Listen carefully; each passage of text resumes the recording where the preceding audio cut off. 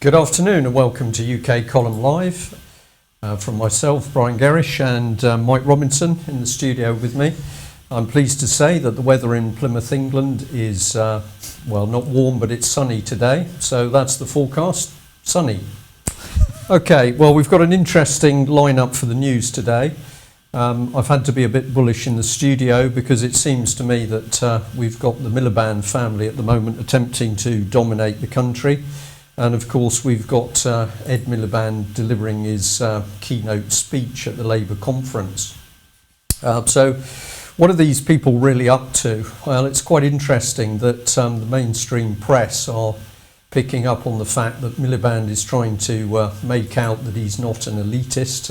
He's picking up on the fact that he was educated at a North London comprehensive. He's making references to his time at Haverstock School, and he's pointing a finger at... Sorry, was that Tavistock, did you say? Haverstock School.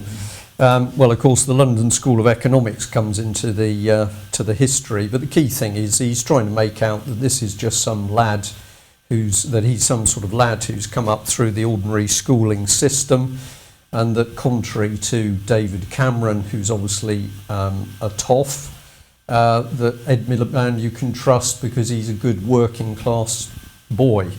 The only problem with this is that he doesn't actually seem to have worked at all.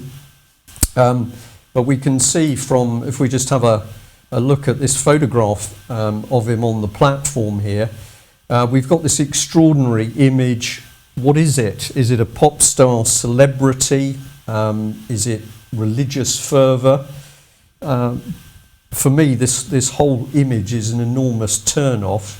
And of course, we've got behind him, if we have a look at the faces of the people carefully posed behind him, these are very young people who clearly have no idea what this man is really about and what his agenda is. But if we just pick up on a couple of things which the Express has commented on, we've got a Conservative MP accusing the Labour leader of using class warfare tactics.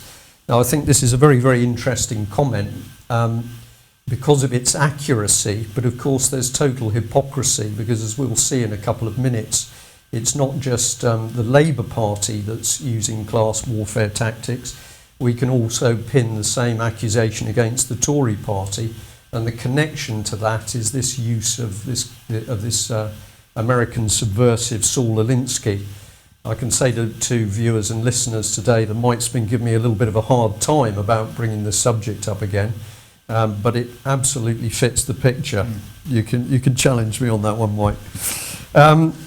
So Mr. Miliband, who's clearly suffering in the opinion polls, is saying that before somebody can become Prime Minister, people need to know who they are. And then what he absolutely doesn't do on stage is tell the general public anything about himself. And he says that he's flattered to have his performance compared to Tony Blair.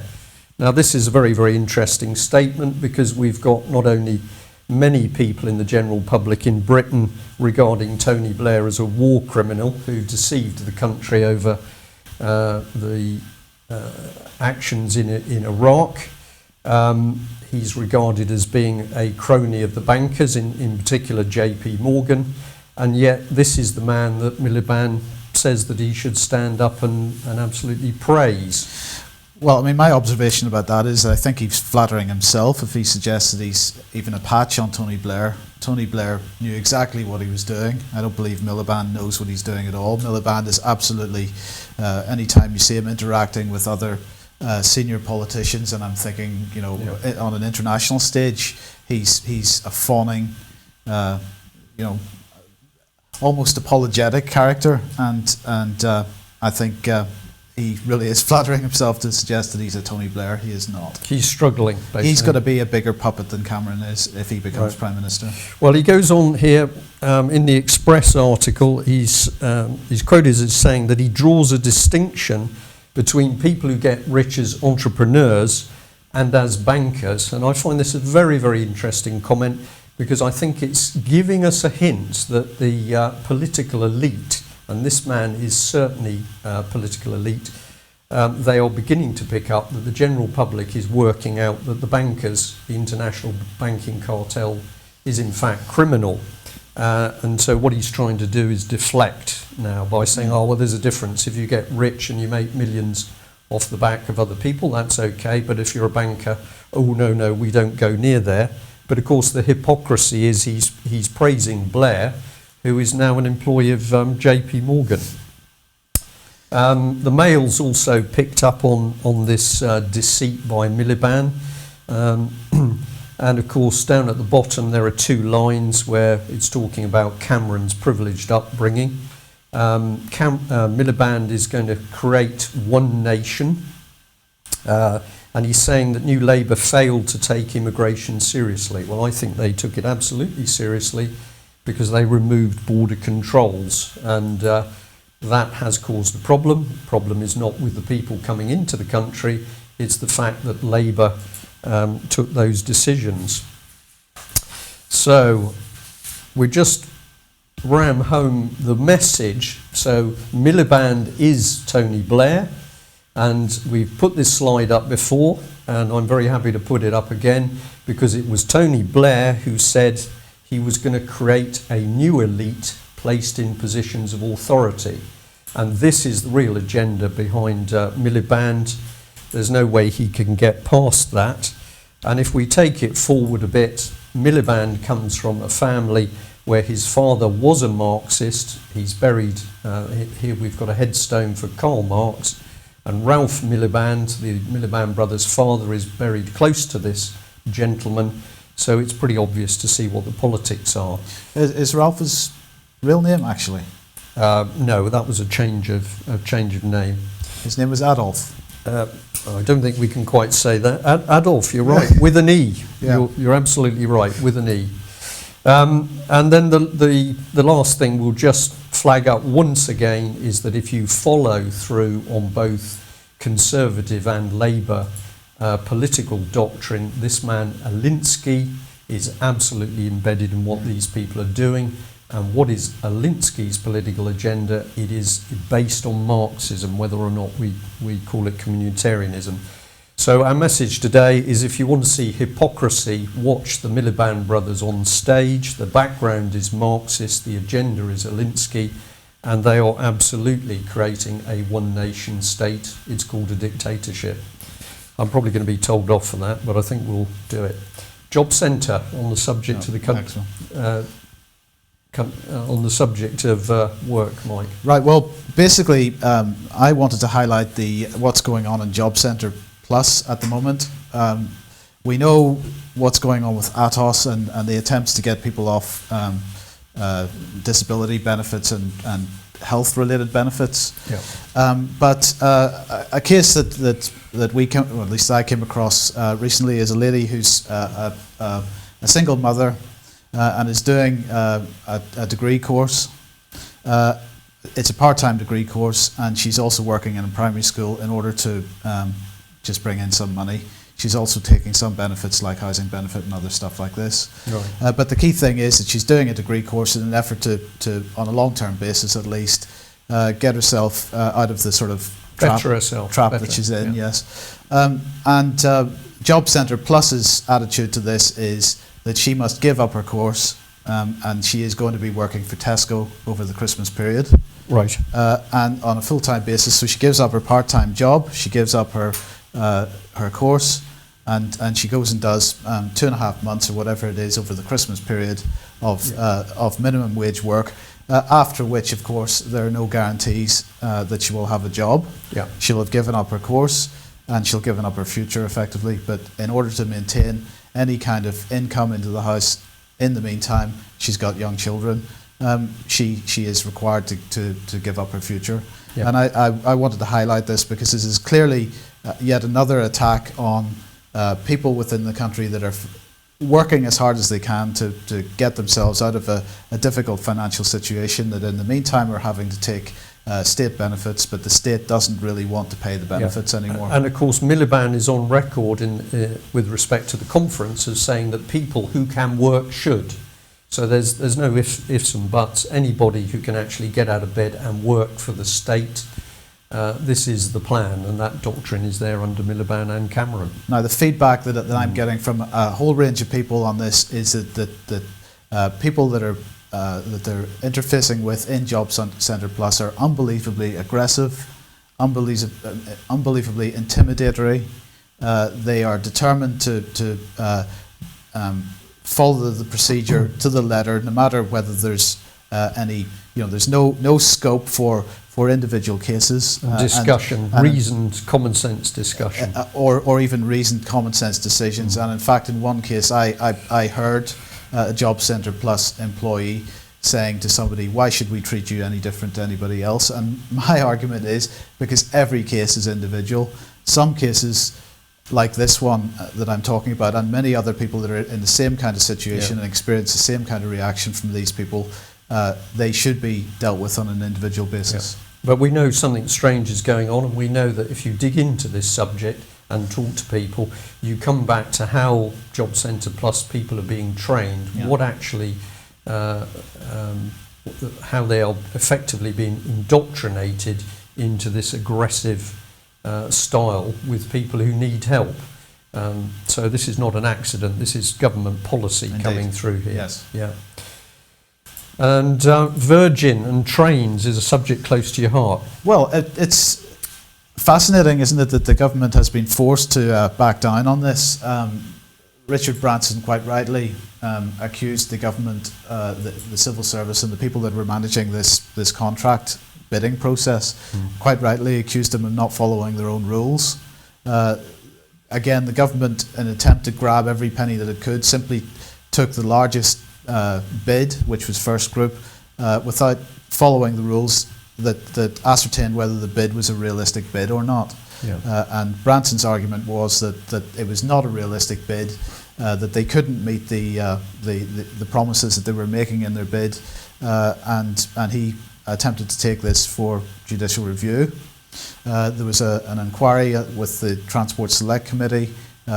Various people, including Branson and First Group people as well, were interviewed, and at the end of it, they've been forced to back down and abandon the bidding process it was, and restart the process again. Is going to cost the taxpayer a further £40 million. And what can we say? Branson was right in this case.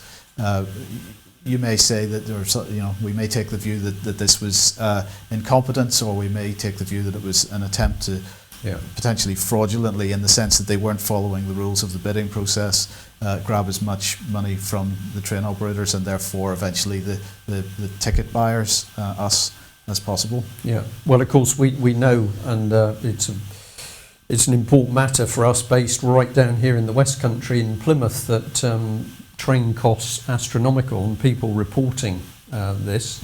So we know, for people coming to visit us here, that the train cost is now becoming prohibitive. Well, absolutely, and yes, as you say, somebody attempting to visit us, needing to leave London at a peak time and buying a ticket on a reasonably short-term basis was going to have to pay over £200 for a return ticket to Plymouth from London, which is it's nuts, isn't it? Yeah.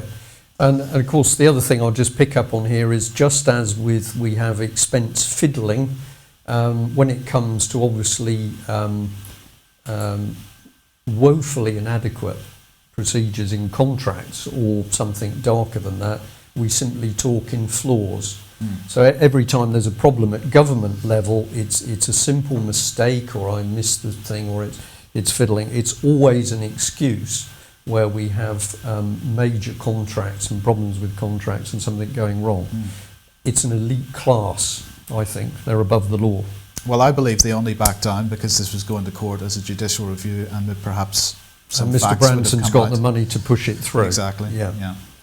Okay, well, we move on, and we've brought in a special article here as a result of the Army coming down to Plymouth last night, and there was a presentation given by 43 Wessex Brigade on the work of the British Army.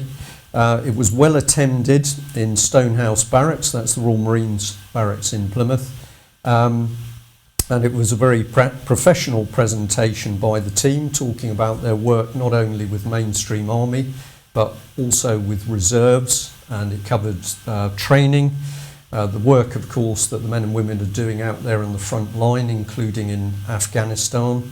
There was talk about weapons and equipment, and also how people are cared for, whether that's wounded and injured coming back from the front line, or whether it's people leaving the services and then looking for jobs in the commercial industrial sector.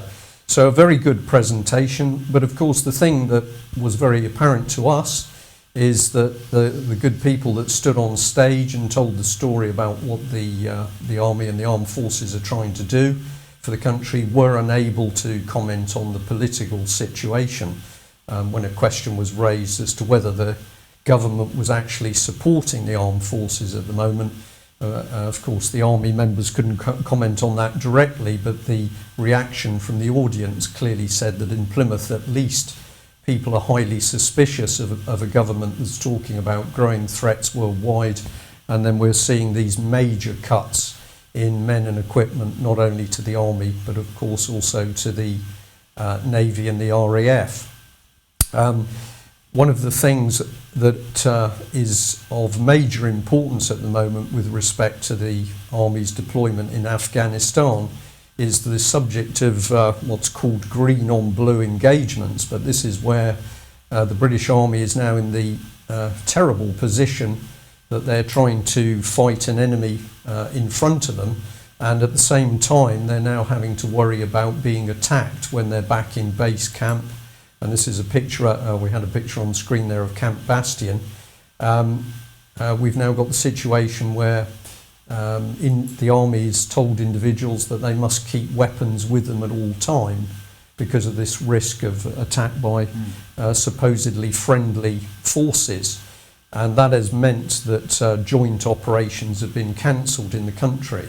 So without any without detracting from the professionalism of the presentation done by 43 Wessex Brigade yesterday, there was an absolute irony in what was actually happening within the room, that we had the glossy, politically correct presentation about the good work of the armed forces, and then the team on stage were absolutely unable to talk about the reality of what's happening on the ground. Yeah. Would that be a good time to bring in the film clip of... Next slide first. We'll just bring this gentleman up on screen. So this was Paul Flynn. We discussed this at the time. I think this was a couple of weeks ago. He criticised Philip Hammond, called him a liar in the Commons, and was suspended from the Commons for five days. Now he did an interview on Russia Today yesterday, I believe, and so I think we'll play that and then we'll comment on it afterwards. Yeah. This one was about the futility of the deaths in the last few days and the utter imbecile, lying ministers who've come before us and made idiotic excuses for continuing the war. There's only one reason why the war is continuing, and that is to protect the reputations of politicians. Our soldiers are there as human shields for ministers' reputations. What they're trying to do is to keep the war going on to the best moment that will reflect on the reputation of politicians. So we're in the same position at the end of the First World War, when it was said that this war is being prolonged by those that have the power to end it. Canada has brought their troops home 2 years ago, so the Netherlands, French, New Zealanders are coming out early. Absolutely no reason why we shouldn't bring our troops home now. The only reason is that we're tied in with the politics of the United States. We're an independent state. We have to remind ourselves of that. You say that ministers are keeping soldiers in Afghanistan to protect their own reputation, but how does the deaths of more soldiers protect anyone's reputation? The official attitude is we must protect our reputations against our previous mistakes and end the war so that history will judge that politicians made the right decisions. In fact, we've been making the wrong decisions for many years. You maintain that what Britain is doing is arming and training its future enemies, and I suppose there's a historical precedent for that. There is a very powerful precedent that the Americans trained and armed the Mujahideen. And the Mujahideen are the worst government that Afghanistan has had in 100 years. The Taliban were a great reforming improvement to the Mujahideen. But we've done this in the past, and we're going to do it again. There is no way that a Taliban army or police are going to risk their lives, kill their brother Afghans in the service of a foreign country. After we've left a few years, the situation will be very similar. There'll be more civil war, and the likely future rulers will be the Taliban. Okay, so he's. Before we talk about this, I'll just say we did have permission to show that clip. So, so he's saying that politicians are using the military in Afghanistan as human shields, effectively human shields for their reputations. And he's saying that 80% of the people of this country would like to see the soldiers brought back from Afghanistan, imminently within the next few months. And there are potentially other reasons that they're there, other than just politicians' reputations. I do believe that he's correct to say that, but obviously they're still there to put a Western-friendly government in place that isn't going to start destroying poppy crops, I would argue. Yeah. But well, this, excuse me, I think the thing with this gentleman speaking out, just before we even go into that area, isn't it remarkable that to actually see a British MP expressing very, very grave concerns about what's happening in Afghanistan, what's happening with British troops, we don't see his interview on the BBC. We're seeing it on Russia Today. Yeah. Now, as an ex-forces person, I'm going to use the word irony, but there's a certain irony for me in that we are now having to look at overseas broadcasting agencies in order to find out actually what is really going on within the British Parliament. So credit to Russia Today for showing this interview. We've also got the fact that this MP felt so strongly about what was actually happening with government policy that he was prepared to call the Defence Secretary a liar. We haven't seen any full analysis of that in the press. Was that comment justified? Now, many people think that it absolutely was, but we just haven't seen this analysis. So we're bringing you that clip because we think it's of value. Have a think about it. Do you ever see now anybody other than one or two key politicians interviewed on a subject? Do you ever see other MPs now speaking out on BBC? And the answer is they've been censored out. So yeah, this man's pointing out that something's not right. If we come back to the story about the fact that we've got no more joint operations with Afghan forces because of this worry that they're going to attack us. So the NATO General Secretary is quoted as saying here, "There is no doubt that insider attacks have undermined trust and confidence, absolutely." And he then goes on to say that the aim is to build a force of around 350,000 soldiers and policemen so that the Afghans can take responsibility for the country's security by the end of 2014. The thing is a mess. Yeah, it is now as big a mess, of course, as was created in Iraq, where we've still got bomb explosions, and now we've moved on to create the next mess, which is Libya, and we've already commented on that over the last few days.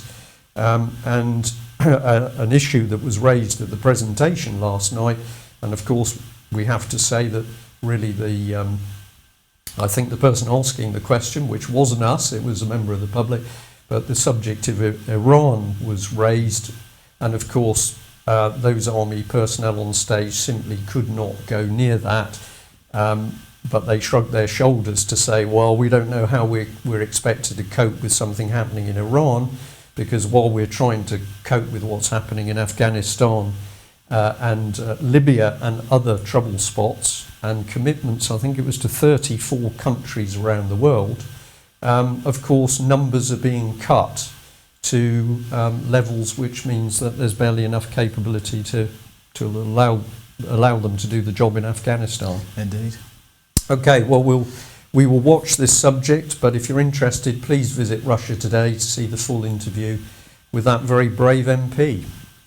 We're going to move back onto internal subjects at the moment, and of course the Jimmy Savile affair is actually growing, and a number of the mainstream papers have covered this. We've chosen to take an excerpt here from the Express, but we're particularly interested in the BBC aspect. The BBC is horrified by the Savile claims, and I can't help feeling this is a particularly cynical BBC response, because we've already got so many people from the BBC staff saying this was an open secret.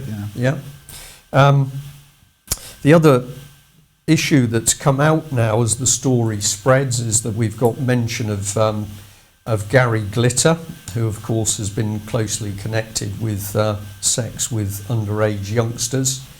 And we've now even got links between Jimmy Savile and Haute de la Garenne in Jersey. And I think this begins to provide a very dark and questionable aspect to what's actually been going on here. Yeah. I think we can comment that there's a very good gentleman called Bill Maloney who's been trying to get the message out about what's been happening with child abuse across the country. He's produced some very, very powerful and hard-hitting videos, including one on Jersey itself, which you can find on the internet. We mentioned this yesterday under Pie and Mash Films. That is an N, not an and. Pie N Mash Films. And although this is a very, very serious and unpleasant subject, the safety of our children is absolutely paramount on this. At the same time as we've got the BBC expressing its shock and horror as to the fact that there are allegations over Jimmy Savile and the abuse of children. Of course, UK Column Live has already highlighted several times that the BBC has been heavily involved in the issue of advertising children who they say are children who have been put up for adoption by their parents quite freely. So that was a slide on screen of the BBC's Families Wanted campaign. That's the front cover of a booklet, and if you open the booklet there are pictures of young children being advertised as, I'm sorry to be very, very blunt on this, as if they were puppies or washing machines. And the BBC has never fully explained why it has got involved in this aspect of young children, and shied away when UK Column started to question the specialist consultants that the BBC was using. So I personally think that there's more to come out. And you picked up a very interesting cartoon, Mike. Well, I saw this cartoon this morning on the Mail, and quite honestly, I don't get it. Yeah. If we read the caption out underneath, it says, so it's BBC Canteen, till this Jimmy Savile scandal blows over, the board thinks you should lie low for a while, Lord Lucan. And the cartoon seems to be centred that we're led to believe that Lord Lucan is in disguise behind the bar serving tea. What are we saying here? That the scandal is a joke? Is it that? Or are we saying that somebody's being given a message they should lie low? Well, what's your own thought on it?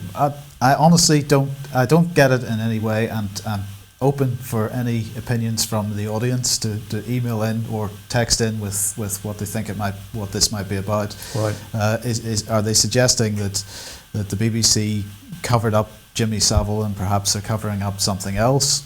Are they suggesting that Lord Lucan is involved with was involved with children in some way? This aspect of it. I don't know what the message that's being sent here is, and I think that's.